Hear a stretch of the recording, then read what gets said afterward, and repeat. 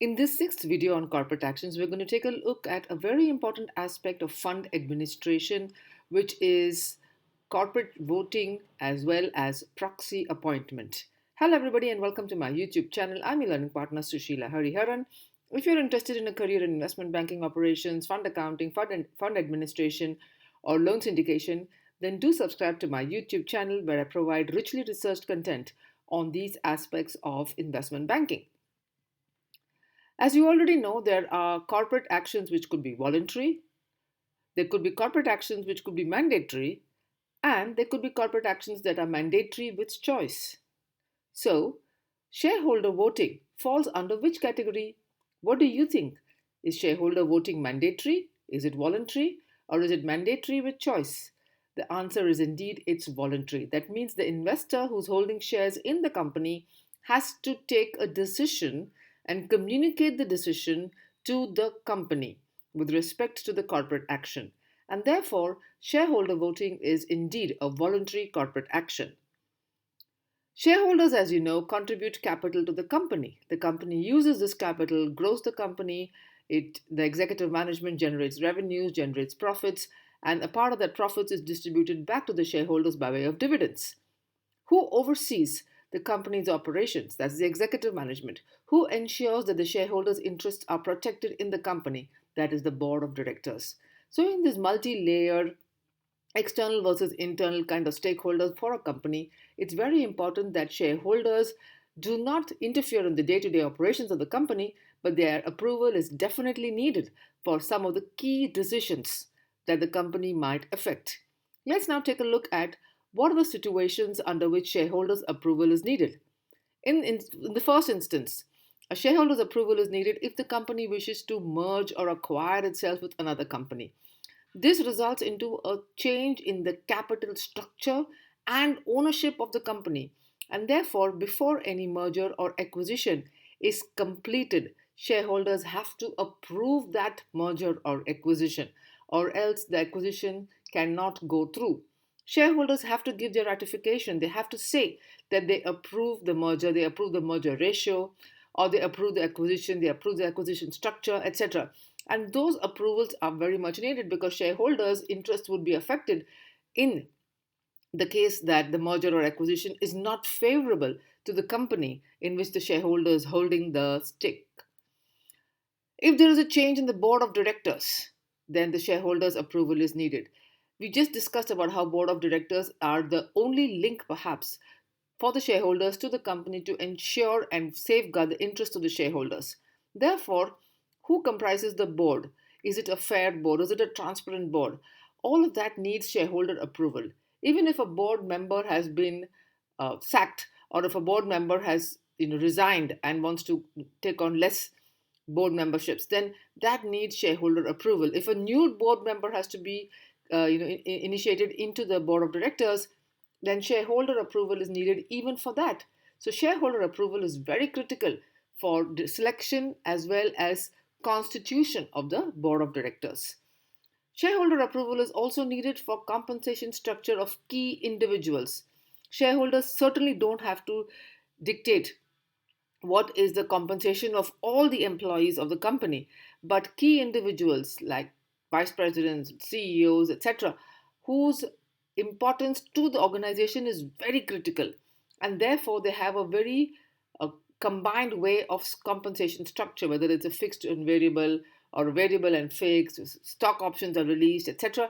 Shareholders' approval is needed for a few critical individuals who carry a hefty compensation from the company's point of view. Sometimes shareholders are not able to attend a meeting or cast their vote, or they don't want to. But they don't want to cast a vote in their own name, but they therefore appoint what is called as a proxy. Let's take a look at what is a proxy. As per the English definition, a proxy means you're acting on behalf of another.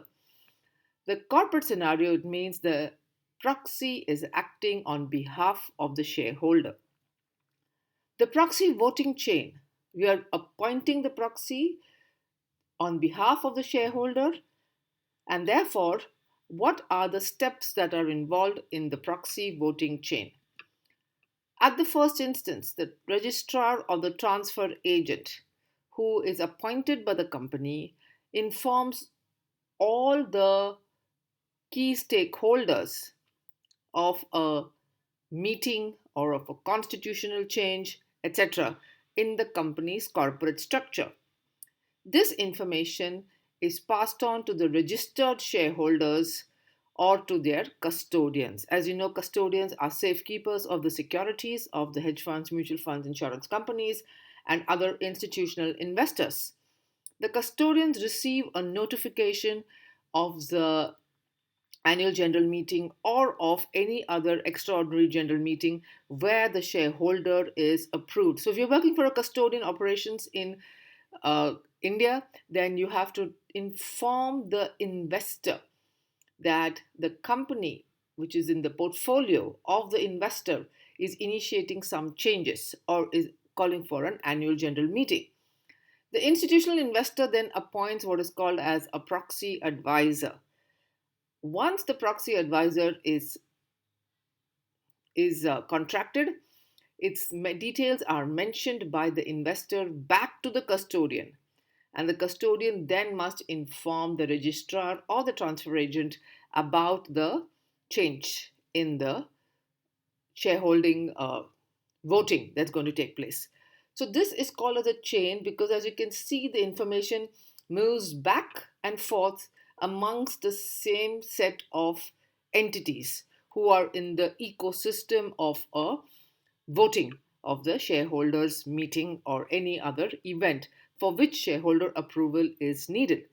So as we can see, to reiterate, the registrar informs the custodian informs the institutional investor appoints the proxy advisor, and the proxy advisory form is filled. It is registered with the custodian.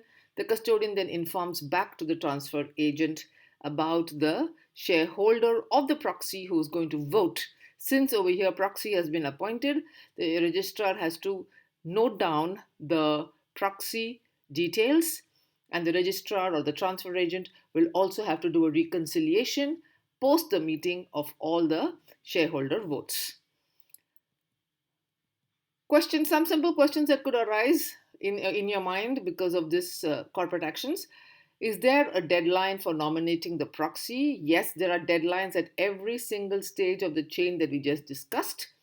The registrar has a deadline that they must receive the communication about the proxy appointment 48 hours before the deadline. Okay? The proxy before the deadline, not before the shareholders meeting, but before the deadline that the registrar has kept. Second question, can a proxy be transferred? This is a very interesting question that popped up in one of my YouTube videos as a comment from one of the subscribers. So let's take a look. Shareholder can appoint a proxy. Can a proxy appoint another proxy?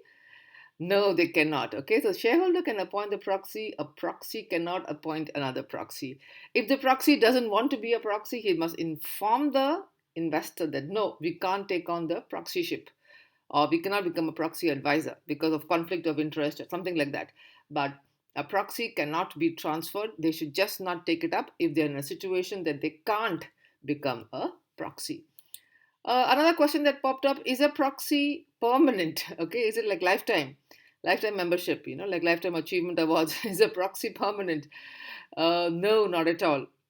A proxy is appointed for a specific meeting for a specific action. It could either be this or it could be for a specific period of time. So proxies cannot be permanent. Thank you so much for watching this video. If you have any comments, do mention it on the comment section below. I'm glad to have you as my subscribers and as my learners. Keep learning and keep growing with us. Thank you so much.